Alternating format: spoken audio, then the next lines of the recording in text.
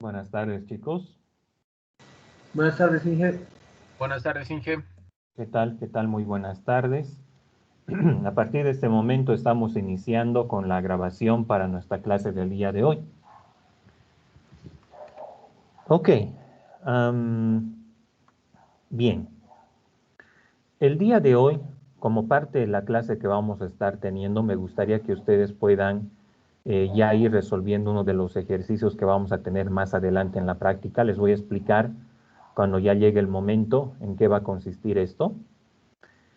Y bueno, en las siguientes clases que vayamos realizando sobre NLP y modelos de vanguardia, tales como el Transformer, que vamos a estarlo describiendo entre hoy día y la próxima clase y las siguientes clases que tengamos en realidad, ya que es una arquitectura que tiene varios detalles que hay que tomarlos en cuenta.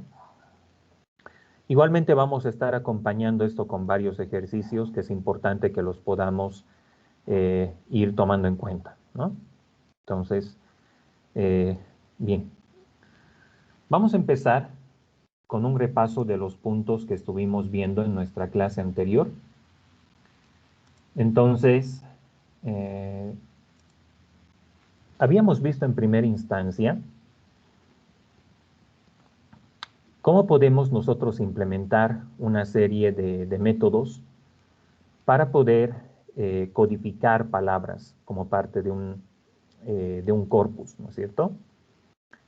Entonces, en el ámbito de todo aquello que tiene que ver con el Natural Language Processing, uno de los primeros aspectos que nosotros debemos tomar en cuenta es que las palabras como tal, el lenguaje que nosotros naturalmente empleamos para comunicarnos, no es comprensible por las máquinas, ¿sí? Entonces, si bien nosotros tenemos una capacidad bastante bien articulada para poder interpretar palabras y producir también el lenguaje, las máquinas en realidad solamente comprenden valores numéricos, entienden números, ¿no? Entonces, nuestro principal foco de atención en clases anteriores estuvo en abordar una serie de métodos que nos permiten representar palabras como valores numéricos. Mil disculpas, chicos, tengo una llamada por acá, voy a retornar con ustedes en un ratito.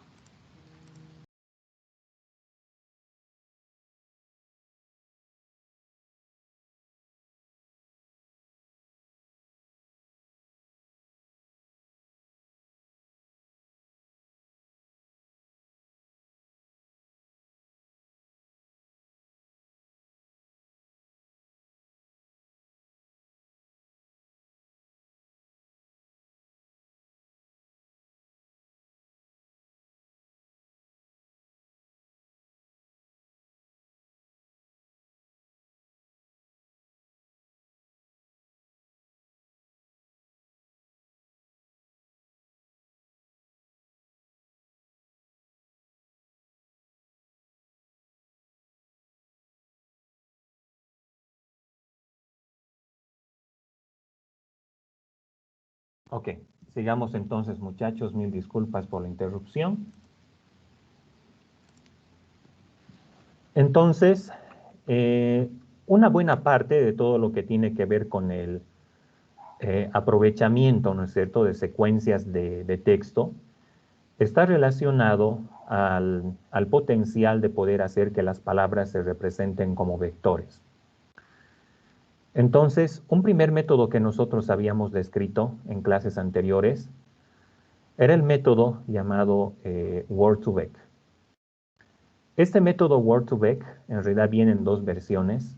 Cada versión es una red neuronal que nos permite representar palabras como vectores, como tensores, ¿no?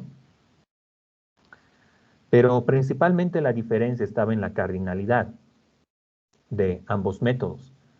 Entonces, el primero era Sibao, el segundo era Skipgram, que inclusive nosotros habíamos analizado y estuvimos viendo en clases anteriores, ¿no? Era, de hecho, parte de lo que ustedes estuvieron realizando, analizando en anteriores clases, era una implementación de Skipgram que en gran parte ya estaba implementada, pero a ustedes les correspondía realizar un análisis un poco más profundo a ese nivel. Entonces, en torno a Word2Vec, y particularmente hablando de CBOW y Skipgram, ¿cuáles son algunas diferencias que podemos mencionar? ¿En qué se diferencian estos dos métodos?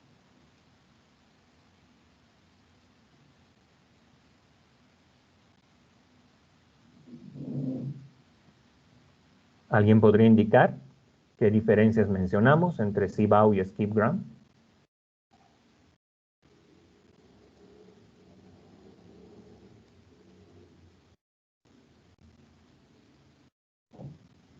¿Cómo es, chicos? Era el tema de la cardinalidad. Correcto, correcto. Lo principal que cambiaba o la principal diferencia que nosotros podíamos notar entre estos dos métodos era de hecho la cardinalidad del modelo. Entonces, para empezar, lo que nosotros tenemos que indicar en relación a CBOW y a Skipgram es que ambos métodos funcionan en ventanas de contexto, ¿sí? Entonces, nosotros podemos definir un contexto de palabras que rodean a una palabra principal. Entonces, podemos hacer que el contexto esté compuesto, por ejemplo, por palabras a izquierda y a derecha. Y si queremos hacer, por ejemplo, que nuestro contexto sea de dos palabras en ambos sentidos, entonces vamos a tener dos palabras a la izquierda, dos palabras a la derecha. Y la palabra central va a ser la que está al medio, ¿no? En total, entonces, tenemos 5 palabras en un contexto determinado. Entonces, vamos a tener la palabra central y las palabras que rodean a esta palabra, ¿ok? Entonces, de hecho, la cardinalidad es una de las principales diferencias entre CBOW y Skipgram. Entonces, la idea en CBOW está en ingresar el contexto de una palabra, y este modelo nos va a dar como resultado la palabra principal, ¿no? Entonces, si tenemos una secuencia de varias palabras que ingresan a nuestro modelo, entonces este contexto va a ingresar y nos va a dar como resultado la palabra central, ¿no? La palabra principal de ese contexto. En Skipgram era al revés. La entrada del modelo era la palabra principal y la salida era el contexto. Entonces, si ustedes analizaron el ejemplo de Skipgram que nosotros vimos en clases anteriores, habrán podido identificar justamente esta diferencia, ¿no? Que en Skipgram nosotros alimentamos la palabra principal con, bueno, tomando como referencia las palabras de contexto como salidas, ¿no? Como respuestas del modelo. Bien, entonces, nosotros también habíamos indicado, y esto es válido tanto de CBOW como de Skipgram, los pesos en realidad, los pesos del modelo van a ir asociados, ¿no es cierto? En realidad los pesos vendrían a ser los embeddings que nosotros estamos buscando. El objetivo de todo esto es construir vectores que puedan representar las palabras que nosotros incorporamos en nuestro corpus, ¿no? Entonces, si ustedes recuerdan, Skipgram en realidad, bueno, tanto Skipgram como CBOW en realidad eran modelos de estas características, ¿sí? Solamente para darles una referencia, un repaso en torno a puntos que estuvimos viendo anteriormente. Entonces, en todo este contexto, había algunos elementos que nosotros le asociábamos a nuestra red neuronal, y en realidad la longitud de cada vector representativo de las palabras estaba dado por un aspecto de configuración de la red neuronal que nosotros construimos, ¿no? Entonces, ¿qué era lo que definía la longitud de los embeddings que nosotros generamos a través de Skipgram particularmente?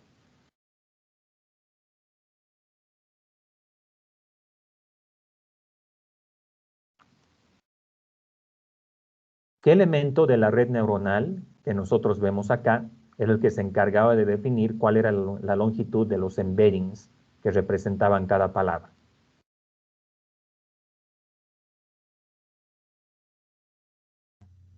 El hidden layer. Correcto. El número de unidades que tenemos en el hidden layer era equivalente a la longitud de los embeddings, ¿no? Entonces, nosotros por cada palabra vamos a tener un embedding. Esa es la idea principal, ¿no? Entonces, luego de entrenar la red neuronal, vamos a generar estos embeddings, ¿sí? Que van a tener valores reales, ¿no? Ya no valores 1 y 0 como en la codificación one hot que al principio utilizábamos. Entonces, estos vectores se los puede inclusive comparar haciendo uso de métricas tales como la similaridad coseno, ¿no? Para poder de ese modo saber qué tan relacionadas o qué tan lejanas son dos palabras en un contexto determinado. Entonces, luego de que entrenamos la red neuronal SkipGram, ¿cuál de los elementos de la red neuronal tenía los embeddings? ¿Cuál de los elementos que están acá era el portador de los embeddings luego de entrenar la red neuronal?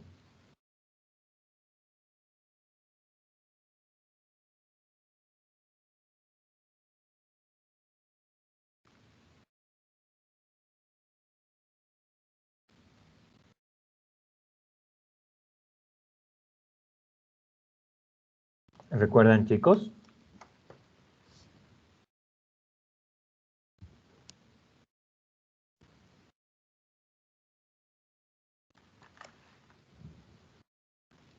En la primera capa de la red neuronal, ustedes pueden ver que tenemos este elemento, esta matriz, que conecta las palabras, ¿no es cierto?, que ingresan con los elementos que están en la capa intermedia, ¿no?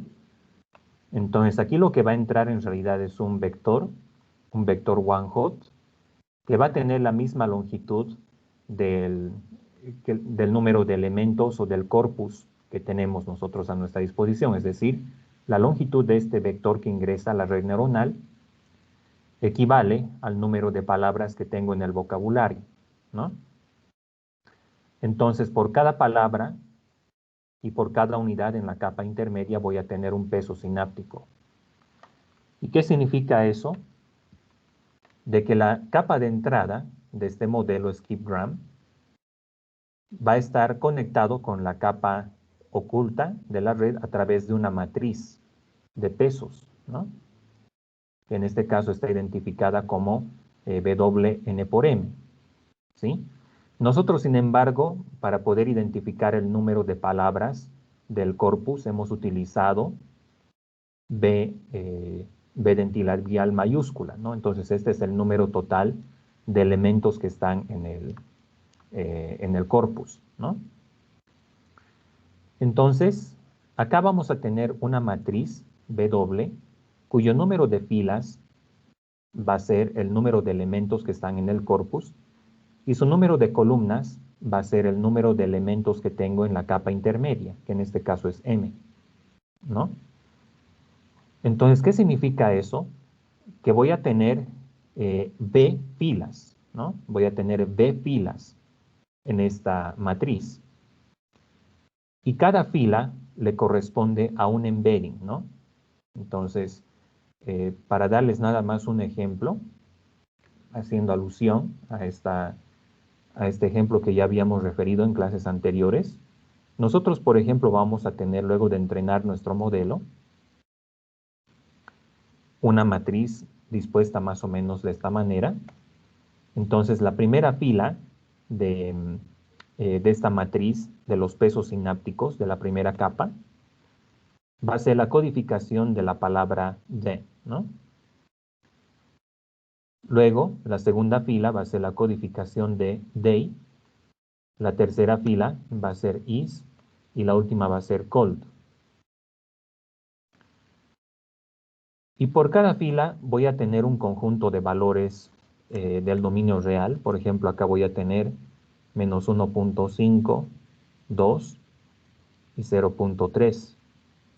Luego acá voy a tener 2.5, menos 1 0.4. Aquí va a ser 1.2, 1.1, menos 0.9, 0.2, 0.1, 0.5 y así, ¿no? Entonces, el número de columnas, como les venía diciendo, es el mismo número de unidades que tengo en la capa intermedia de la red neuronal, ¿no? Entonces, cada fila de esta matriz de pesos le ha de corresponder a un embedding por cada palabra que tengo en el corpus, ¿ok? Entonces, eso por favor a tener en cuenta, muchachos. En la primera capa de la red SkipGram es que vamos a tener en realidad codificados los embeddings, ¿no? Los embeddings en realidad son los pesos sinápticos que están asociados a la primera capa de la red neuronal, tal como podemos ver en este caso. ¿Estamos de acuerdo con eso, chicos?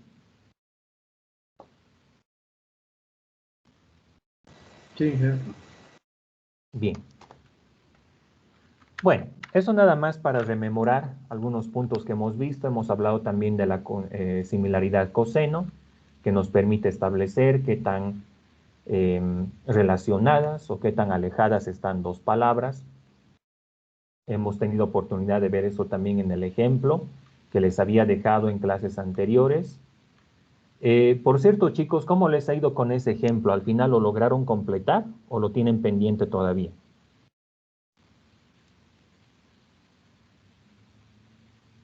Sigue en proceso. Ya.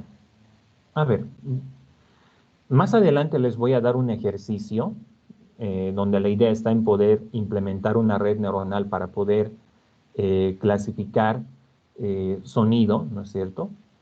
Para poder clasificar, digamos, las palabras que se dan de algunos comandos, ¿no es cierto?, que se los da en la forma de sonido. Vamos a ver cómo implementar eso. Entonces, ahí es donde les voy a dar el tiempo para que ustedes puedan continuar revisando estos ejemplos que les he dado en clases anteriores también. Bien. Otro método de embeddings que habíamos mencionado es Globe, ¿sí? Que en realidad toma una ruta un poquito diferente a lo que anteriormente veíamos en SkipGram. Y es que acá en lugar de analizar contextos específicos de palabras, lo que vamos a hacer es analizar el contexto global en el cual se desempeña una palabra en específico, ¿no? Entonces ya no solamente estamos hablando de contextos de un número de palabras limitado, como lo veíamos, por ejemplo, en Word2Vec, ¿no? Aquí nosotros ya vamos a tomar en cuenta también el número de ocurrencias de una palabra en todo el contexto general, ya no solamente en una parte del texto, sino en todo el corpus.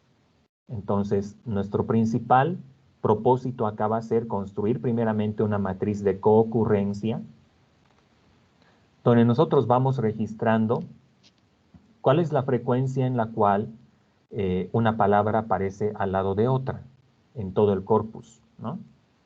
Entonces, las frecuencias que nosotros podemos ver registradas en esta tabla le corresponden a las coocurrencias de pares de palabras que están en el texto. Por ejemplo, nosotros vamos a contabilizar cuántas veces aparecen I like a la par, ¿no? Uno al lado del otro. Por ejemplo, en este caso tenemos que aparecen dos veces, ¿no? O sea, esta coocurrencia de la palabra I con la palabra like aparece dos veces en el dataset. I enjoy aparece una vez y, bueno, los demás no tienen conteo, ¿no? Entonces no aparecen uno al lado del otro. Entonces, por supuesto que esta matriz va a ser simétrica, ¿no? Porque sea que contemos al derecho o al revés, se toma en cuenta, ¿no? Por eso es que like I también se está tomando en cuenta y tiene el mismo valor que I like, como ustedes pueden ver. Entonces, concurrencias de una palabra con la misma palabra obviamente no se toman en cuenta, eso generalmente no sucede. Entonces, de ese modo es como nosotros construimos esta matriz de concurrencias. Una de las principales características que tiene esta matriz es que es una matriz sparse. ¿Sí? Habíamos definido también el concepto de sparse, que se refería a tensores que tienen varios elementos iguales a cero, tal como lo que nosotros podemos ver acá, ¿no? Entonces, va a ocurrir de que varias de las coocurrencias que tenemos en el dataset no van a tener un conteo. Entonces, directamente vamos a poner el valor de cero a coocurrencias, por ejemplo, de iDeep, iLearning, iFlying, ¿no es cierto? Que por características mismas del lenguaje es muy improbable que nosotros encontremos en un dataset, ¿no? Entonces, este tipo de matrices, ya hablando desde un punto de vista de implementación, las podemos procesar de manera distribuida, ¿no? En el sentido en que generalmente en nuestros datasets vamos a tener muchas palabras. Podemos hablar de datasets que ya son grandes al solo hecho de tener, por ejemplo, unas 10,000 palabras. Entonces, esta matriz de concurrencias al final se va a ir haciendo muy grande. Entonces, una opción que tenemos es almacenarla en el disco en lugar de la memoria, ¿no? Pero ahí ya tenemos que hacer uso de características más propias de la herramienta con la que estamos trabajando, ¿no?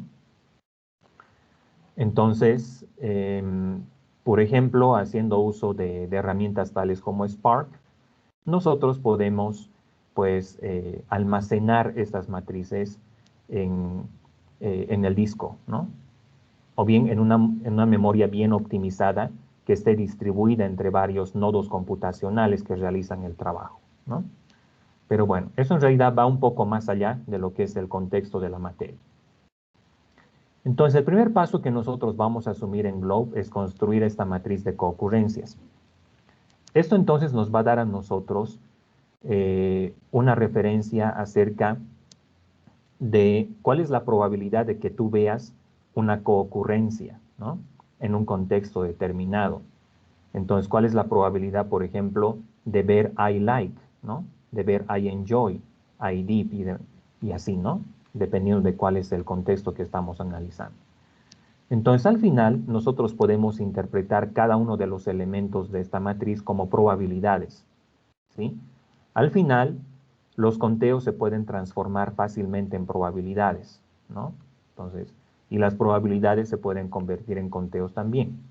Entonces, es muy fácil poder ir de un plano al otro, dependiendo de qué es lo que se requiere. Entonces, lo siguiente que nosotros vamos a hacer es que cada uno de los elementos de esta matriz de concurrencias que les mencionaba, le vamos a aplicar el logaritmo, ¿no? Y lo que nosotros esperamos es que este logaritmo sea lo más próximo posible a esta operación matemática que es el producto escalar de los parámetros o de la representación embedding de una palabra con otra, ¿no? Este es un producto escalar, eso ya lo sabemos nosotros, ¿no?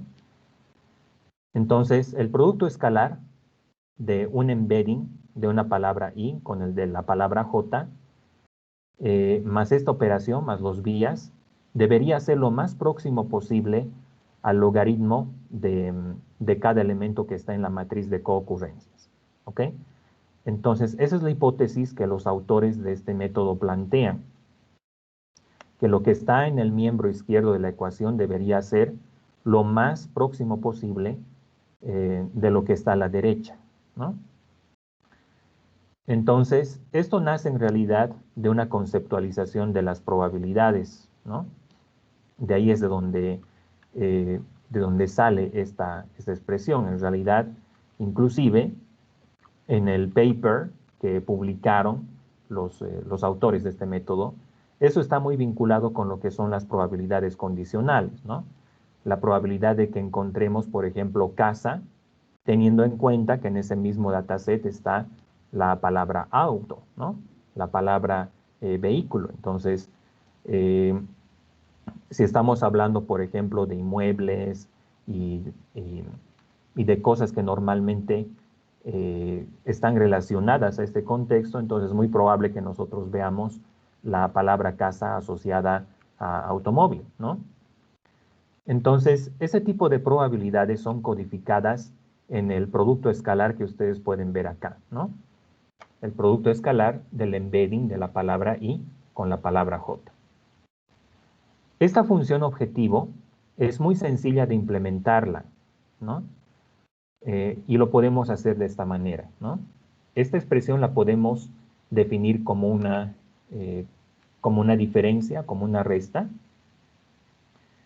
y de ese modo es como nosotros vamos a estar definiendo la función objetivo de globe, ¿no? Global vectors.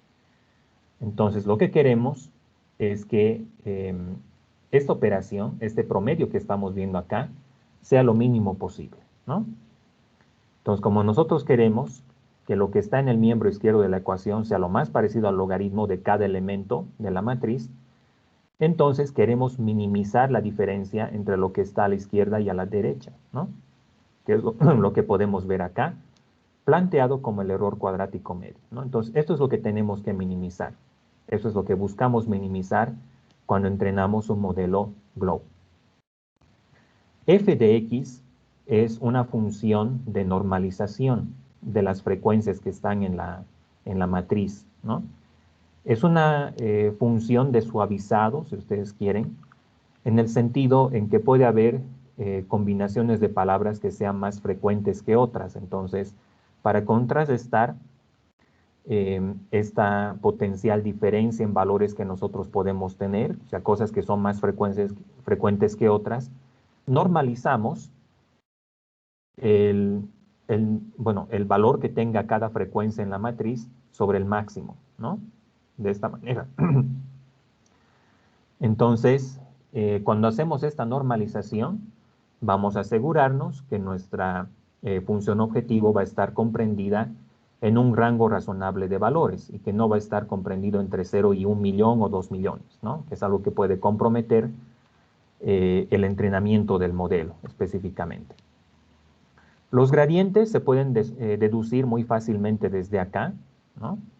Simplemente calculando las derivadas, nosotros ya podemos deducir las expresiones que nos permitan actualizar tanto los pesos del modelo como los vías.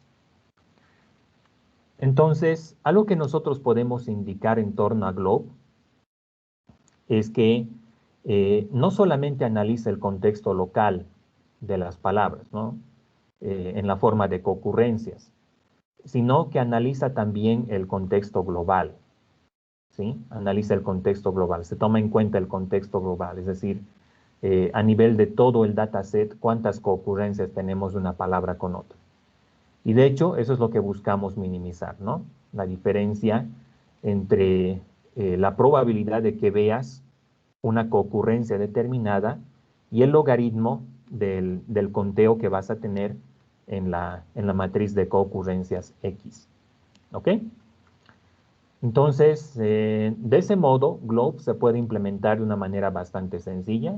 De hecho, podemos hacerlo utilizando funciones ya conocidas de NumPy para poder entrenar nuestro modelo, ¿no? Y luego el proceso de entrenamiento, de actualización de los parámetros se lo puede hacer por medio de gradient descent o cualquiera de las variables que nosotros ya conocemos hasta ahora, ¿no? Cualquiera de las variantes del gradient descent que ya hemos venido estudiando. ¿Ok? ¿Todo bien hasta acá, chicos?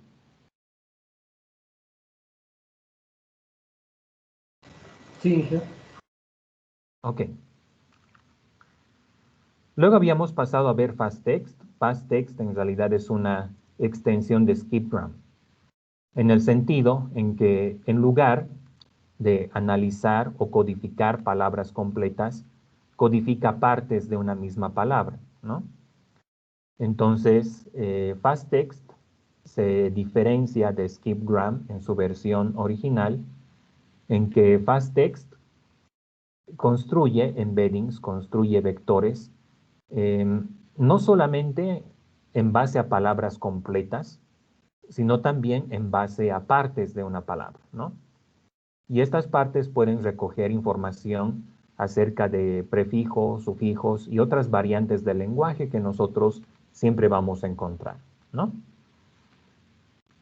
Entonces, una vez que nosotros construimos un dataset, un corpus en base a las porciones de cada palabra, entonces ya podemos entrenar un modelo skipgram en base al contexto generado por estas partes de cada palabra. ¿Ok? Y luego de eso, el procesamiento o el proceso de entrenar el modelo es básicamente el mismo que hemos visto en skipgram, ¿no? Con la salvedad que en el caso de FastText ya no solamente nos estamos concentrando en palabras completas, sino también en variantes de una palabra que pueden estar codificadas en partes de la misma, ¿no? O sea, en prefijos, en sufijos y otras características interesantes. Luego de eso hemos visto un primer notebook de implementación sobre Sentiment Analysis, que se los he pasado a ustedes para que lo puedan apreciar a mayor detalle. Bien, quisiera que enfaticemos un poco más en este tema de la arquitectura encoder-decoder. Esta arquitectura encoder-decoder, conviene hacer notar esto ya desde ahora, chicos, es una base de la arquitectura Transformer que vamos a estar viendo más adelante, ¿sí? De hecho, la arquitectura Transformer está netamente inspirada en la arquitectura encoder-decoder, que también se conoce como autoencoder. Siempre que ustedes escuchen acerca de autoencoders, ustedes inmediatamente van a identificar que se trata de un modelo que tiene dos partes. Tiene un codificador y un decodificador. ¿Ok? Bien. Entonces, ese tipo de arquitecturas autoencoder se utilizan para problemas de cardinalidad muchos a muchos, es decir, tenemos una secuencia de entrada y tenemos una secuencia de salida. Entonces, para una secuencia que nosotros ingresamos a nuestro modelo, la salida va a ser otra secuencia. Vamos a tener una secuencia de salida. Un claro ejemplo de esto es, por ejemplo, la traducción de textos de un idioma a otro, ¿no? Entonces, ahí lo que nosotros vamos a hacer es construir un dataset en el idioma original y vamos a tener por cada cadena la correspondencia en el idioma de destino, ¿no? Entonces, una arquitectura encoder, como les decía, está compuesta de dos elementos. En primera instancia vamos a tener un encoder, ¿sí? Un codificador, que se encarga de procesar la cadena de entrada, ¿no? Todo lo que tiene que ver con la entrada. Y vamos a tener también un decoder que se encarga de procesar la salida. Por eso es que les digo que son dos partes en el modelo, ¿no? El encoder y el decoder puede ser cualquier modelo recurrente. Solamente necesitamos una celda, ya sea de LSTM, de GRU o de RNN. Y necesitamos conectar sus estados, ¿no? Por ejemplo, si estamos utilizando un LSTM como encoder, el decoder también tiene que ser LSTM, ¿no? Y sus estados de celda y sus hidden states se tienen que conectar, tienen que estar interconectados el uno con el otro. Entonces, obviamente cada modelo va a tener sus propias características, sus propios parámetros optimizables. Y pues nuestro encoder va a recibir los datos, ¿no es cierto? Los datos de entrada, por ejemplo, las oraciones en el idioma original. Por ejemplo, llovió todo el día. El decoder va a recibir las oraciones en el idioma de destino, ¿no? Entonces, el encoder y el decoder se conectan a través de los estados. Si estamos trabajando con el STM, hay que conectar los estados de celda y hidden states. Si tenemos un GRU, simplemente conectamos el hidden state entre ambos, ¿no? Y la predicción, una vez obviamente que hemos realizado el entrenamiento del modelo, va a salir del decoder, ¿no? El decoder se va a encargar de realizar la predicción, la inferencia al final. Y la inferencia le ha de corresponder, pues, al texto de entrada, ¿no? O sea, yo te doy un texto de entrada y cuál es la secuencia que le corresponde, ¿no? Por ejemplo, si yo digo llovió todo el día, la secuencia en el idioma de destino que le corresponde a esta oración es it rained all day, por ejemplo, ¿no? Bien, entonces, entre algunos aspectos más específicos de la implementación, la forma en la cual nosotros vamos a configurar nuestro dataset para trabajar con este tipo de arquitecturas es que el dataset de destino generalmente va a tener un espacio en blanco al principio. Es decir, antes de la secuencia vamos a tener un T sub 0, si ustedes quieren, ¿no? Y luego de eso vamos a tener la secuencia como tal. Entonces, la razón por la cual se implementa de esta manera es porque si yo ingreso llovió solamente, esta palabra no me aporta mucha información, no tiene mucho sentido por sí sola. Cuando ya vemos la segunda palabra, ahí es donde yo ya puedo hablar de una cardinalidad de muchos a muchos, ¿no? Necesito por lo menos que haya dos palabras para que yo pueda decir que la cardinalidad es de muchos a muchos, ¿no? Pero con una sola palabra no hay mucho que se pueda hacer.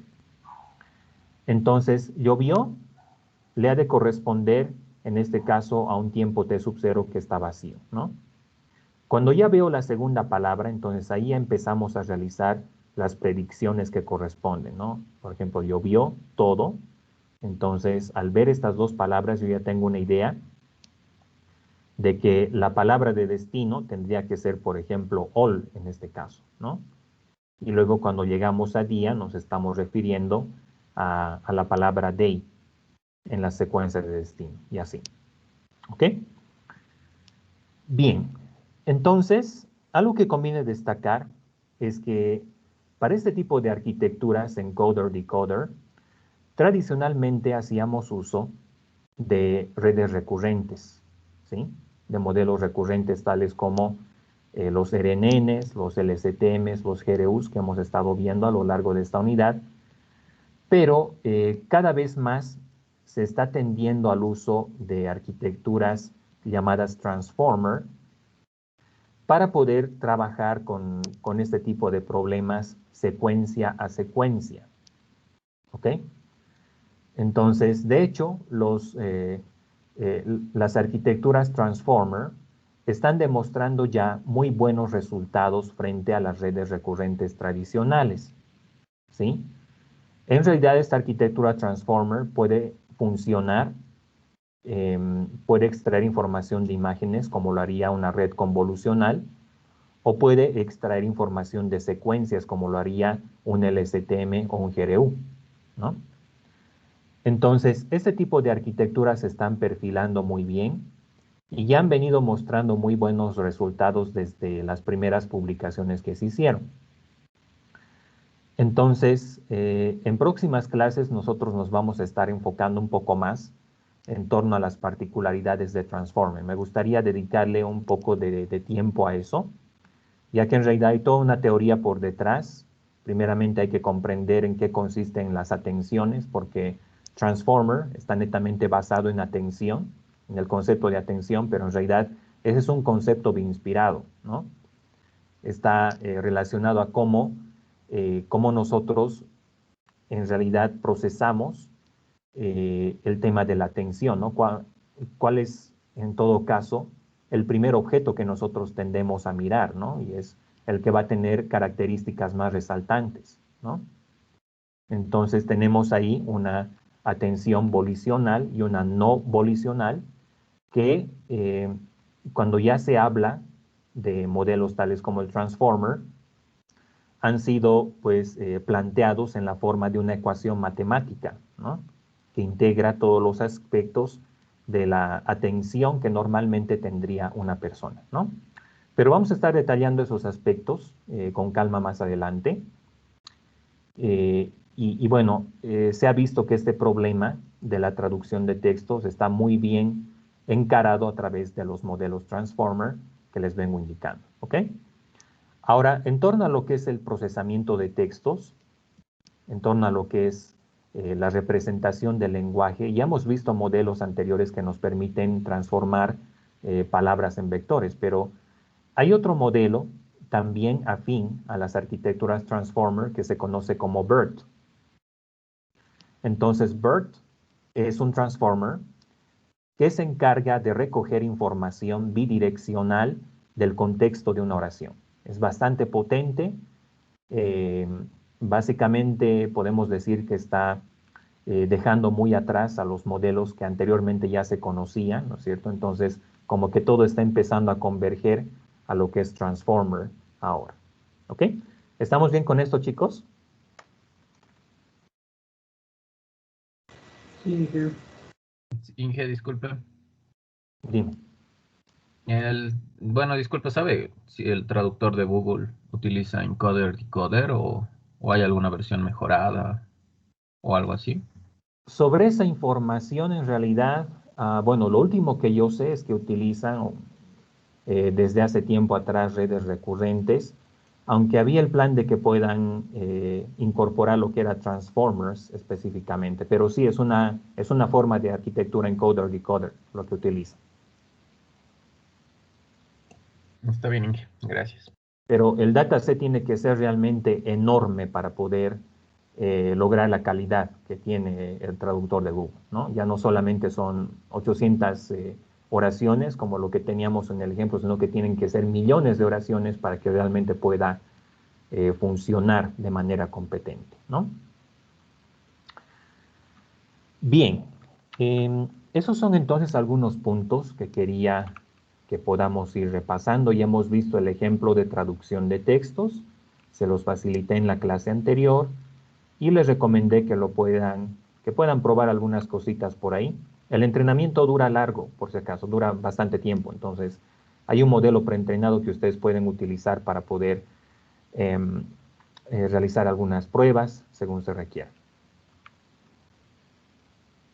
Bien, esto es algo que vamos a estar profundizando más adelante. Primeramente quisiera dedicarle un tiempo específico a lo que es la arquitectura Transformer, que está basada en aspectos atencionales, como les decía, ¿no? Entonces, Transformer tiene su propia arquitectura, en realidad es una red neuronal del tipo encoder-decoder, ¿no? Pero que sale un poquito del contexto de lo que ya estamos acostumbrados, ver una red recurrente de alguna naturaleza para poder procesar los datos, ¿no? En este caso, vamos a hacer uso de capas atencionales para poder definir nuestro encoder y decoder. Y de esta arquitectura Transformer se desprenden métodos que actualmente se están desempeñando muy bien, tales como GPT y BERT, que ya les describía con anterioridad y que vamos a estar retomando más adelante. Bien, quisiera que podamos pasar a ver una cápite que está principalmente relacionado a cómo nosotros podemos procesar información sonora para poder posteriormente realizar una tarea de clasificación del habla de las personas, ¿sí? Entonces, la información sonora, al igual que las imágenes, trae muchos datos, trae bastantes detalles que requieren que se tenga un método específico para poder extraer solamente aquello que es relevante, aquello que es necesario.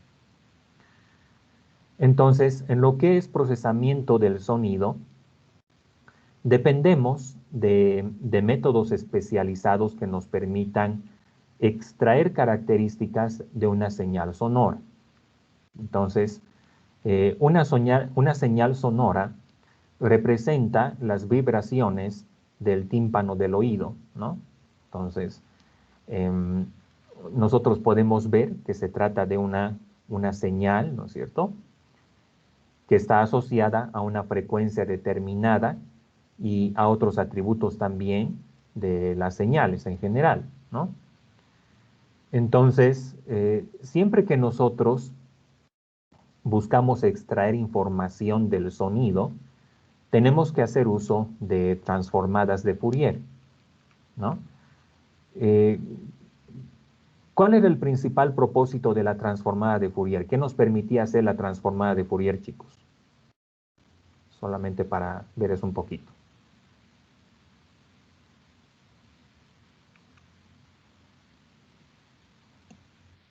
Era poder pasar de una señal a una frecuencia. ¿Correcto? Nos llevaba del dominio del tiempo al dominio de la frecuencia, ¿no? Entonces, en este dominio de la frecuencia, nosotros podíamos revisar cuáles eran las frecuencias más relevantes, ¿no es cierto?, las que aparecían con mayor probabilidad en nuestra señal original. Entonces, este tipo de información, cuando nosotros queremos extraer características del sonido, es muy importante, ¿sí?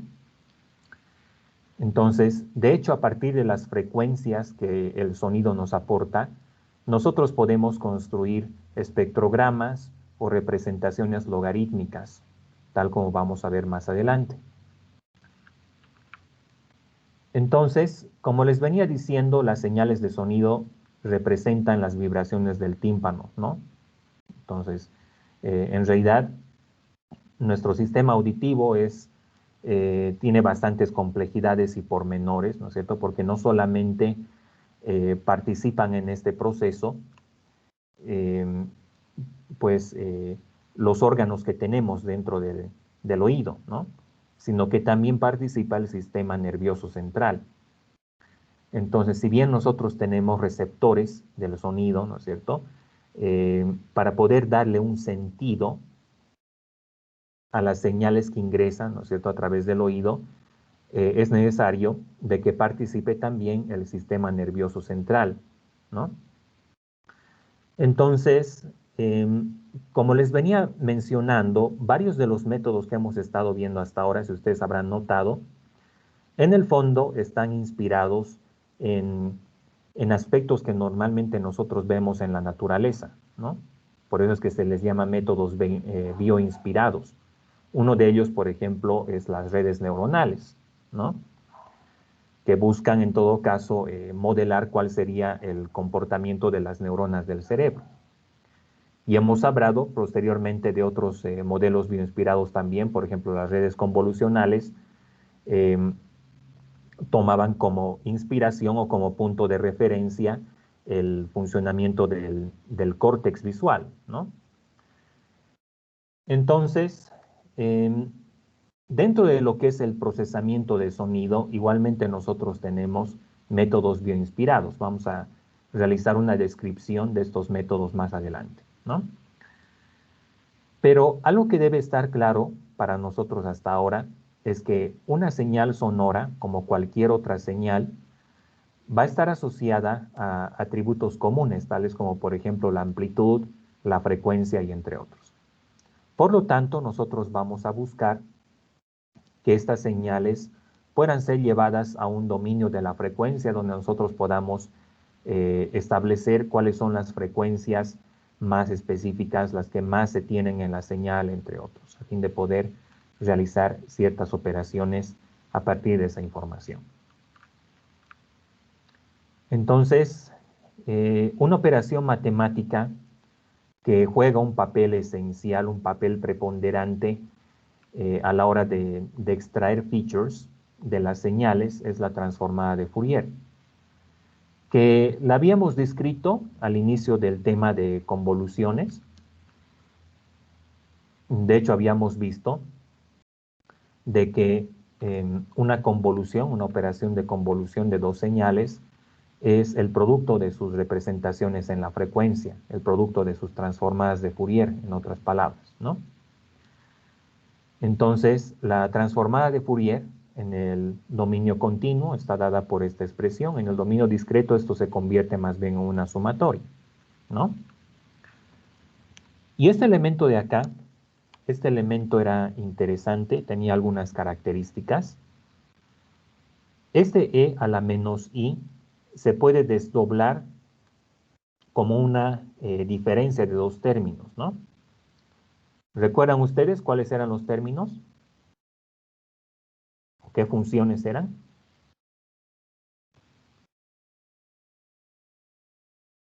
De hecho, esto lo podemos también escribir de esta manera, ¿no? E a la menos i omega t.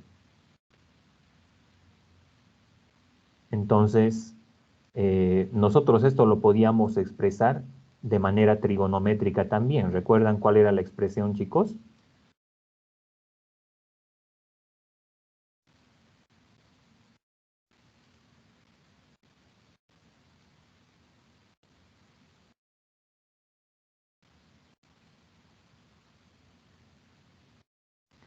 Este argumento que está acá, ¿no es cierto?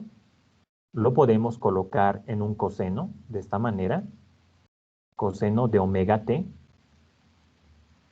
menos i por el seno de omega t, ¿no? De esa manera. Entonces, este exponencial nosotros lo podemos desdoblar de esta manera.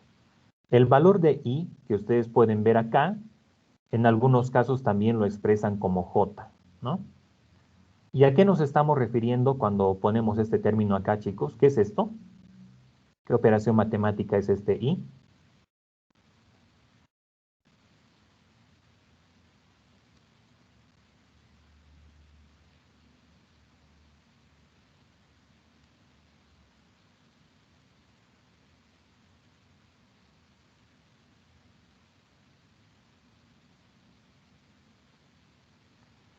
I es la raíz de menos 1, ¿verdad? ¿No son los imaginarios? Correcto, es un número imaginario, ¿no? Entonces la raíz de menos 1. Entonces, este a la i menos i omega t es un número complejo. Los números complejos son aquellos que tienen una parte real y una parte imaginaria. La parte real, en este caso, es el coseno de omega t. La parte imaginaria es el seno de omega t, ¿no? Entonces, de por medio tenemos la raíz de menos 1 en este caso. Bien. Entonces, habíamos establecido también con anterioridad algunos aspectos interesantes de los números complejos. Por ejemplo, el valor absoluto de un número complejo, ¿a qué es igual, chicos?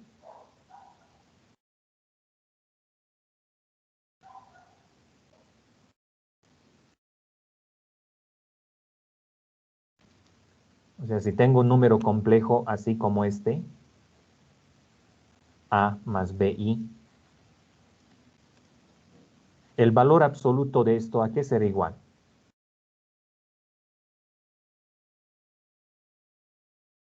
Si no me equivoco, sería a al cuadrado más b al cuadrado todo sobre raíz. Ujú. Correcto, es la magnitud del vector, ¿verdad?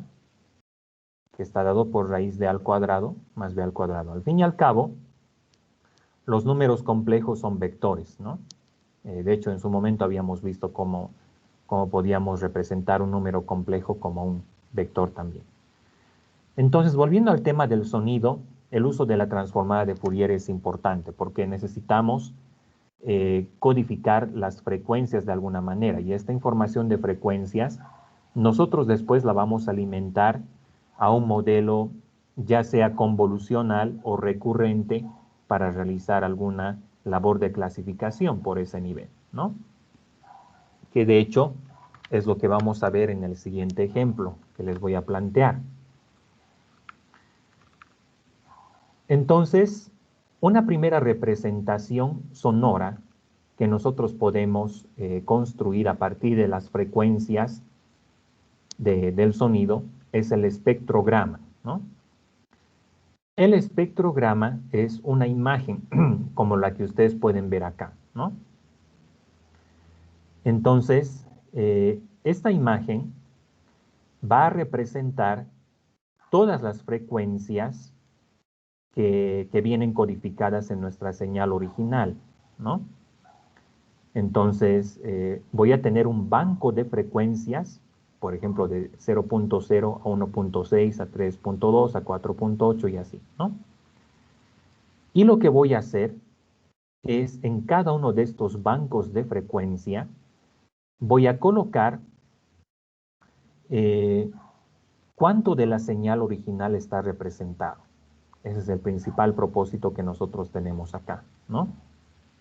Entonces, ¿cuánto de la señal está, por ejemplo, entre la frecuencia de 0 y 1.6? Entonces, tenemos acá todo esto, ¿no?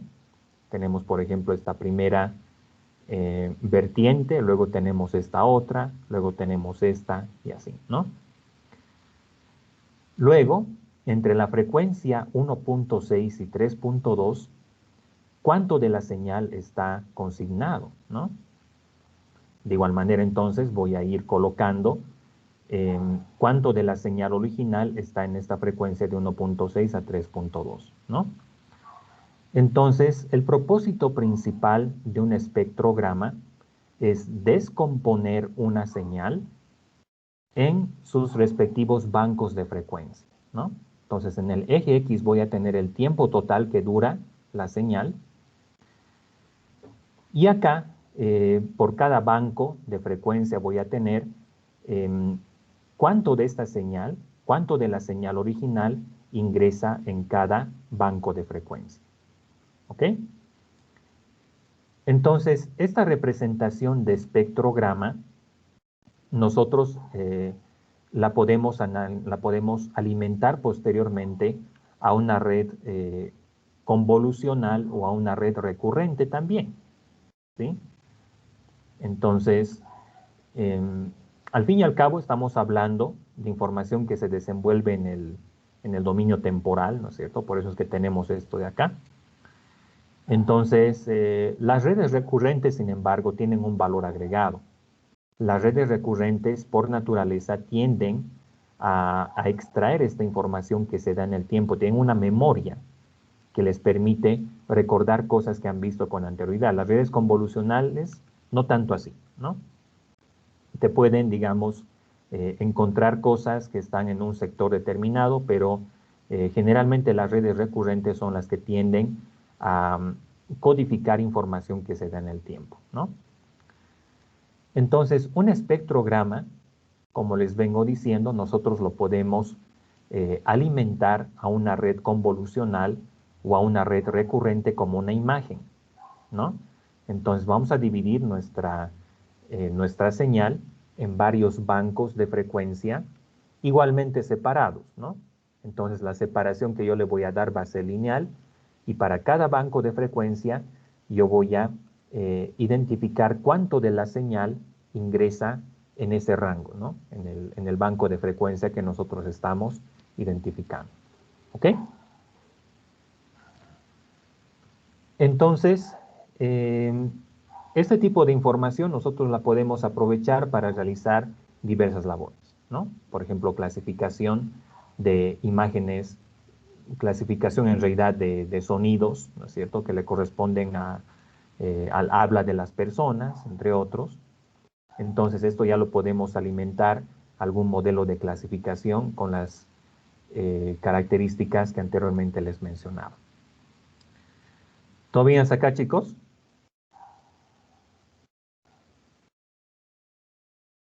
Sí, Inge. Ok. La representación de espectrogramas, sin embargo, tiene una limitación. No es bioinspirada, en el sentido en que la forma en la cual nosotros procesamos las frecuencias, la forma en la cual nuestro oído percibe las frecuencias no es lineal, ¿no? No es como nosotros lo tenemos acá en el banco de frecuencias, sino que la forma en la cual nosotros percibimos las frecuencias de sonido es más bien logarítmica, ¿no? Entonces, en este objetivo de buscar que los métodos afines a la inteligencia artificial sean lo más parecido a lo que encontramos en la naturaleza, el espectrograma tiene ya una limitación, en que asume que hay linealidad en torno a cómo se perciben las frecuencias de sonido, lo cual, por lo menos en el caso de los humanos, no es así, ¿no? Entonces, un método alternativo que al final es un espectrograma es el método MFCC,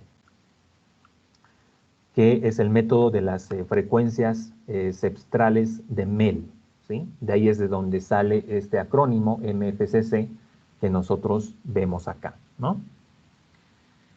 Entonces, en lugar de hacer uso de bancos de frecuencia que están distribuidos linealmente, vamos a utilizar bancos de frecuencias que incrementan de manera logarítmica, así como el oído de las personas percibe las frecuencias, ¿no? Entonces, acá en la parte izquierda nosotros podemos ver cómo es que el oído humano percibe el sonido, ¿no? Podemos ver que hasta, digamos, una escala de 500, hasta ahí hay cierta linealidad, ¿no? Hasta una frecuencia de 500, digamos que hasta 1000, ¿no? Porque ahí podemos ver que hay una línea casi recta, si hacemos un pequeño trazo, ¿no? Entonces aquí tenemos la intersección de 1000 en la escala de Mel con 1000 en el eje X, ¿no? En la frecuencia original. Lo que tengo acá en el eje X, por si acaso, chicos, es la frecuencia original. La frecuencia del sonido tal como se originó, ¿no? Entonces, en la escala de Mel, una frecuencia de 1 kilohertz o 1000 hertz, que son lo mismo, el oído de las personas lo percibe como 1000 hertz. Hasta acá, ¿no? Es lo que nos dice esta intersección que vemos acá, ¿no? Pero a partir de 200, vean ustedes qué es lo que ocurre, ¿no? Voy a hacer acá otra intersección. Entonces ahí tenemos la frecuencia de 2000 original y esta es la frecuencia que nuestro oído percibe. Entonces, una frecuencia de 2000, nuestro oído lo percibe como una frecuencia de 1500 Hz. Y de ahí empieza a declinar, ¿no? De manera logarítmica. Por ejemplo, podemos ver que una frecuencia de 3000 Hz se codifica como 1700, digamos, ¿no? Tratando de ser lo más preciso posible. Entonces, una frecuencia de 8000 Hz al final se va a codificar como o se va a entender por el oído de las personas por una frecuencia que está entre 2500 y 3000, ¿no? Entonces, claramente podemos ver que la forma en la cual nuestro sentido del oído percibe las frecuencias no es lineal, sino más bien logarítmica. Entonces, de ahí es de donde surge la escala de Mel, ¿no? La escala de Mel identifica las frecuencias originales versus cómo estas son percibidas por el oído, ¿ok? Entonces, la pregunta acá es cómo podemos definir un método bioinspirado que nos permita generar features, ¿no? De tal modo de que estos features sean interpretables por algún método y este funcione de la forma más cercana posible al oído de las personas, ¿no? Entonces, en lugar de crear un espectrograma que tiene frecuencias linealmente distribuidas, vamos a tener un espectrograma logarítmico, ¿no? Recuerden ustedes que el espectrograma original, que les mostré en la anterior diapositiva, tenía una separación lineal de todas las frecuencias, ¿no? Entonces, cada banco tenía básicamente la misma probabilidad de incorporar partes de la señal que ingresaban en ese banco de frecuencias. En este caso, lo que vamos a hacer es ya no utilizar un espectrograma lineal, como el que vimos anteriormente, sino más bien uno logarítmico, ¿sí? Entonces, ¿qué es lo que va a ocurrir acá? Frecuencias, por ejemplo, que estén entre 0 y, digamos, 200 Hz, van a ingresar en esta primera pirámide que nosotros estamos viendo acá, ¿no? Pero ingresan en parte de la segunda pirámide también. ¿Ok? Entonces, una señal que esté en este rango va a ingresar en parte en esta primera pirámide y en parte en esta otra también, ¿no? Una frecuencia que se encuentre en ese rango va a ingresar en esta pirámide más grande y en parte va a ingresar en esta otra también, ¿no? Entonces, al igual que lo que vimos anteriormente con el espectrograma, la representación MFCC se puede convertir en una imagen. Existen varias librerías que nos permiten lograr este propósito, ¿no? Hay una librería en Python que se conoce como Librosa, que nos permite, pues, llevar una señal original a su representación en escala de medio, ¿ok? De hecho, en el ejemplo que vamos a ver más adelante es justamente lo que se está haciendo. Estamos llevando la señal original a una representación en escalas de medio. ¿Ok? ¿Estamos de acuerdo con eso, chicos?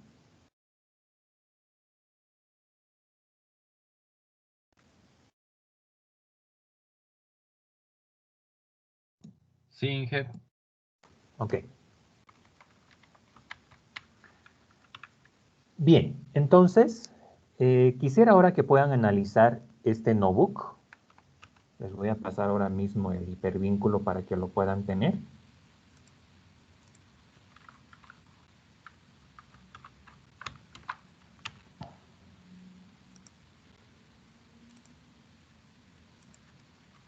Ya, ahí tenemos entonces el notebook de Speech Recognition. Ya.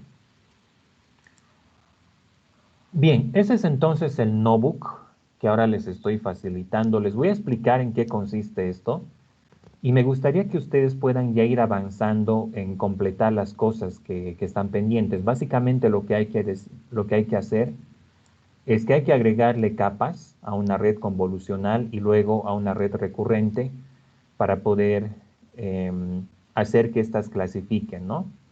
Clasifiquen el sonido. Entonces, lo primero que hacemos, como ya es habitual, incorporamos todas las librerías.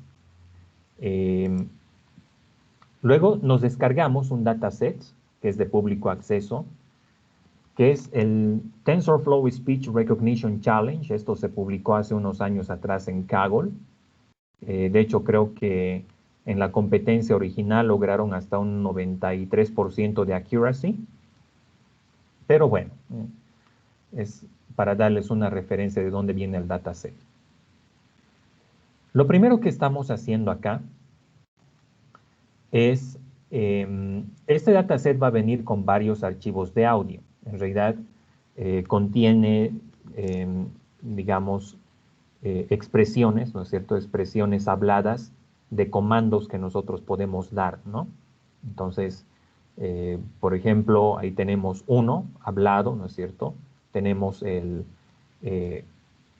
tenemos otras características también, tenemos otras categorías, tales como el to, Marvin, five. Entonces, eh, todas estas pronunciaciones están en el idioma inglés, ¿no? Y cada una de ellas está asociada a alguna categoría en particular. Entonces, lo primero que hacemos es procesar nuestro dataset. Tenemos que hacerlo uno por uno porque vienen archivos de audio. Y vean ustedes que como parte del procesamiento que se está realizando, empleamos MFCC, ¿no? Para llevar la señal sonora original a su representación MFCC. Recuerden ustedes que MFCC es un algoritmo bioinspirado, en el sentido en que el espectrograma que genera es logarítmico, ¿sí? Los bancos de frecuencia que genera su espectrograma tienen una distribución logarítmica. Entonces, una vez que nosotros utilizamos MFCC con diversos parámetros, vamos a tener como resultado una imagen más o menos como esta de acá, ¿no? Entonces, esa es la señal sonora original. De hecho, en Júpiter nosotros incluso podemos reproducir el sonido. 3. Entonces, el número 3 tiene esta señal sonora, ¿no? Ustedes pueden ver que una gran parte al inicio ni siquiera tiene, bueno, es background básicamente, ¿no? Es información de fondo, pero en realidad la pronunciación del número 3 viene recién por acá y por eso es que podemos ver que aquí se acentúa la señal sonora, ¿no? Entonces, por ejemplo, este sonido lo podemos convertir a MFCC de esta manera, ¿no? Entonces, para este sonido que nosotros vemos acá, su representación MFCC va a ser la que ustedes pueden ver en este caso. ¿Ok? Bien. Entonces, cuando nosotros estamos llevando una imagen a su representación MFCC, generalmente algo que vamos a tener que definir es cuántos canales vamos a utilizar, ¿no? Cuántos canales de codificación. Generalmente se le pone un número entre 13 y 20. Eso ya es por norma, por recomendación de los que han desarrollado este método. Entonces, como ustedes pueden ver, esta es una imagen, ¿no? Entonces, eso significa que lo podemos alimentar a un modelo convolucional o bien a uno recurrente, ¿no? Porque debido a las características que tiene, podemos hacerlo en ese sentido. Entonces, como ya es habitual, realizamos el preprocesamiento. No todas las representaciones MFCC van a tener la misma longitud. Sacamos el máximo y luego hacemos un zero padding, lo mismo que en textos. Cuando estábamos viendo el ejemplo de sentiment analysis, ustedes recordarán que algo que hacíamos era realizar un zero padding, ¿no? ¿Por qué es eso? Porque no todas las secuencias tienen la misma longitud, ¿no? Va a haber algunas que van a ser más largas que otras, entonces tenemos que uniformizar el tamaño de la secuencia, ¿no? Entonces, ¿qué hacemos? Tomamos el máximo valor posible, la máxima longitud posible en el dataset, y luego todas las secuencias que tienen menor longitud las rellenamos con ceros, de tal modo que el tensor tiene las mismas dimensiones para cualquiera de las otras secuencias que tenemos en el dataset. Luego, como ya es habitual, dividimos nuestro dataset en training, validation. Ya sabemos cómo hacer eso, lo hemos visto varias veces. Y acá tenemos algunos ejemplos, ¿no? 5. Entonces ahí tenemos el número 5. Marvin. Tenemos Marvin. Tenemos 2. el 2. What? Tenemos 1. Marvin. Luego nuevamente tenemos Marvin, ¿no? Entonces, aquí viene parte de lo primero que ustedes tienen que hacer, chicos. Aquí tenemos un enunciado. Y lo primero que queremos evaluar es cómo se desempeñaría una red convolucional para clasificar este dataset, ¿no? Una vez que ya hemos hecho la extracción de features con MFCC, cómo se desempeñaría una red convolucional. Entonces, lo que hay que hacer acá es, hay que crear las capas convolucionales con las especificaciones que se dan, en este caso. Y cuando entrenan el modelo deberían lograr algo más o menos como esto. La red convolucional llega hasta un 85% de accuracy más o menos, ¿no? Que está hasta por ahí. Quizá hay cierto overfitting, porque si nos fijamos en el gráfico, vean ustedes que el validation loss está más alto, ¿no? Entonces, esto nos indica de que hay un posible overfitting. Entonces, quizás sería recomendable ponerle un dropout por ahí para poder mitigar esto, ¿no? Que es algo que ustedes también pueden probar. Luego, la idea está en implementar a la par un modelo recurrente GRU, ¿no? De 100 unidades. Y ver cómo se desempeñaría este modelo GRU en clasificar este dataset, ¿no? Entonces, si ustedes realizan un seguimiento al entrenamiento de este modelo, van a poder ver que casi se llega a un 90% de accuracy. Entonces, parecería que el modelo recurrente lo hace mejor que el convolucional, pero tal vez si se le hace ajustes al otro puede resultar siendo mejor. Bueno, ese tipo de preguntas es lo que hay que responder, ¿no? Entonces, acá tenemos el gráfico que debería resultar. Bueno, aquí no vemos overfitting. Entonces, el loss de entrenamiento y el de validación están casi a la par, entonces creo que estamos bien ahí. Y al final, pues, validamos, ¿no? Validamos con algunos de los ejemplos que ya están para ver cuál es la predicción y cuál es la respuesta que nos da el modelo. Entonces, vamos a verificar. Aquí dice que es 9. 5. Pero es 5, ¿no? Ahí creo que tenemos un errorcito. Marvin. Entonces, Marvin, ¿está bien? 2. 2, Mar eso también está bien. Marvin. Marvin nuevamente. 1. Marvin. Marvin. Aquí era Marvin también, ¿no? Entonces ha habido un error de clasificación. Dog. 1. Ok. Ustedes pueden probar también con otros ejemplos, ¿no? Porque aquí estoy tomando algunos de los que ya estaban en el dataset, pero ustedes pueden elegir otros para validar también. ¿Estamos de acuerdo con esto, chicos?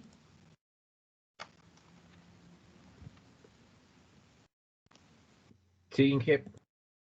Sí. Ya. Vayan revisando entonces el notebook.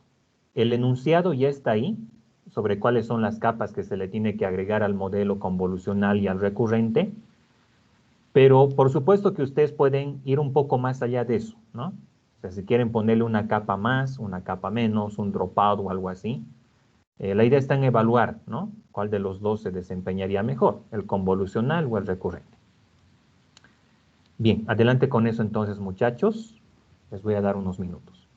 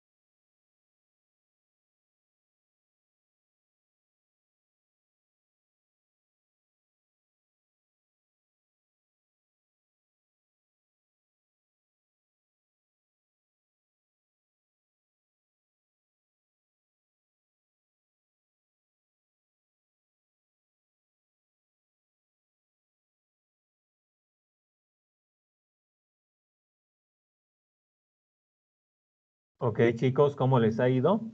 ¿Pudieron revisarlo? Sí, Sí, ¿Qué tal? ¿Lograron por si acaso implementar alguno de los modelos o los dos? sí, justamente estoy haciendo lo de las Fully Connected, en las dos, y creo que ya estaría. Ah, ya, perfecto. Por si acaso alguien más, muchachos. igual estoy ahorita en la parte de, de aplicarle max pooling a al primer clasificador. Ah, ya, súper. Ya les voy a dar entonces unos minutitos más.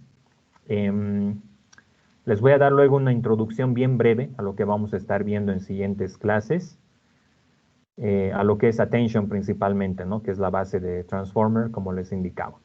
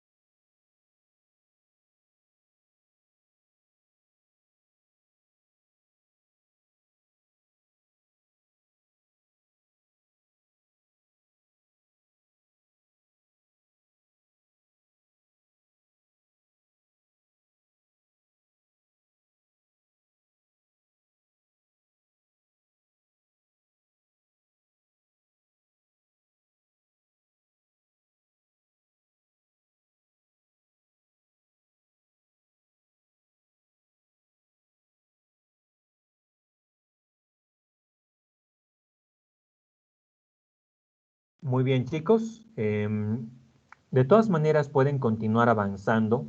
En este ejemplo, más adelante vamos a tener otros espacios para que ustedes puedan ir trabajando en esto. Vamos a realizar una introducción muy breve a cuáles son los aspectos arquitecturales de las redes Transformer, que es algo que vamos a estar describiendo en las clases que vienen. Entonces, algo que les había indicado de principio es que las redes Transformer están netamente basadas en lo que es la arquitectura encoder-decoder, también entendida como autoencoder. Entonces, ¿qué significa esto? De que estos modelos reciben una secuencia de entrada, ¿no?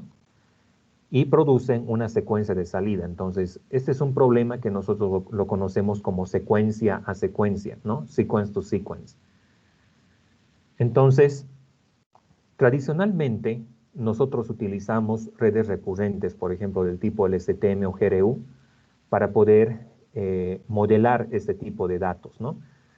Pero, desde hace un tiempo atrás, las arquitecturas Transformer se vienen popularizando en el sentido de, pues, codificar esta información y procesar la misma de una manera bastante eficiente, ¿no? Entonces, podemos atribuir una gran parte de los últimos desarrollos relacionados a lo que es procesamientos de texto al advenimiento de los autoencoders, ¿no? De las arquitecturas Transformer en realidad. Entonces, los Transformers están basados en un concepto que nosotros conocemos como atención. Entonces, ese tema de la atención nuevamente es un aspecto bioinspirado porque hay dos tipos de atención. Tenemos una atención no volicional, non-volitional attention, que se refiere a, pues, elegir, ¿no es cierto?, digamos, algún objeto o algo que está enfrente nuestro, en función a que este objeto sea el que más llama la atención. Entonces, nosotros, por defecto, tenemos esta tendencia de centrar nuestra atención en aquellos objetos que llaman más la atención, ¿no? Entonces, por ejemplo, si tenemos el periódico, tenemos un bloc de papel, una taza de café, ¿no?, de color rojo, y luego tenemos nuestro notebook y tenemos un libro. Entonces, lo que podemos ver es que esta taza de café, al tener un color diferente a lo que está en nuestra mesa, es lo primero que vamos a ver, ¿no? Es a lo primero a lo cual le vamos a prestar atención.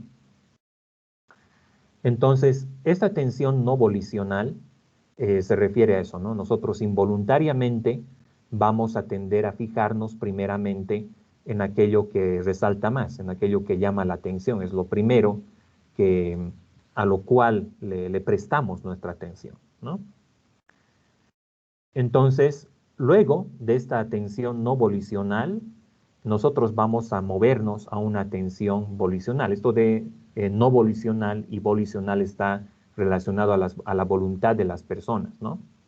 Entonces, fijarnos en algo que resalta es algo que nosotros tendemos a hacer de manera involuntaria. Por eso es que decimos que la atención en estos casos es no volicional. Entonces, luego de eso, luego de haber tomado el café y demás, podemos mover nuestra atención a un libro, ¿no es cierto? De tal modo de poder, qué sé yo, familiarizarnos acerca de algún tema o finalmente porque tenemos que estudiar para alguna materia y así, ¿no? Entonces, esta ya es una atención volicional, es algo que nosotros lo realizamos de manera consciente, ¿no? Teniendo ya un objetivo claro por medio del cual, un objetivo que nosotros queremos cumplir, vamos a hacer uso de nuestra atención volicional para poder realizar alguna acción, en este caso prestar nuestra atención al libro de texto, ¿no? Entonces, estos dos tipos de atención que ahora les menciono, en el ámbito de las arquitecturas Transformer que vamos a estar describiendo desde la siguiente clase, se han venido pues implementando a nivel de lo que son los bloques Self-Attention, también Multi-Head Attention, que son básicamente operaciones matemáticas que buscan pues implementar estos conceptos de atención que ahora les vengo indicando, ¿ok? Entonces, vamos a estar viendo más sobre esto la siguiente clase, muchachos, y vamos a aprovechar ese contexto para introducirnos en las características más específicas de las redes Transformer. Bien, aquí vamos a quedar entonces por hoy día. Les voy a pedir que estén atentos, por favor, a la lista un ratito.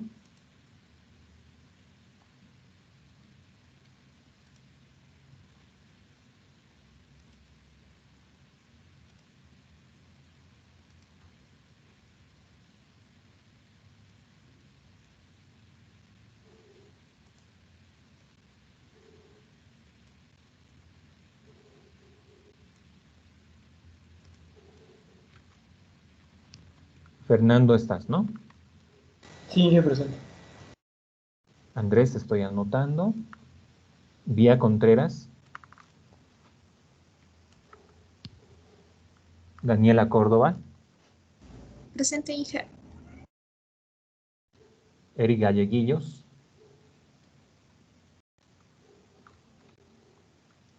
Christopher Ilaquita. Presente, Inge. Lenar. Presente, Inge. Brian López. Presente, Inge. Eduardo. Presente, Inge. Johan. Presente, Inge. Dora. Presente, Inge. José Alejandro.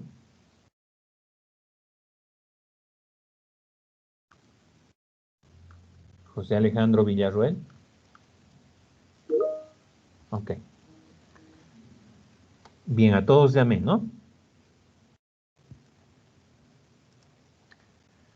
Ok, chicos, eso es todo entonces para nuestra clase de hoy día. Que tengan todos buenas noches y nos estamos reencontrando el día viernes. Igualmente, Inge. Hasta luego. Ok, chao, chicos. Hasta Chao, luego, chao. Inge. Hasta luego, Inge.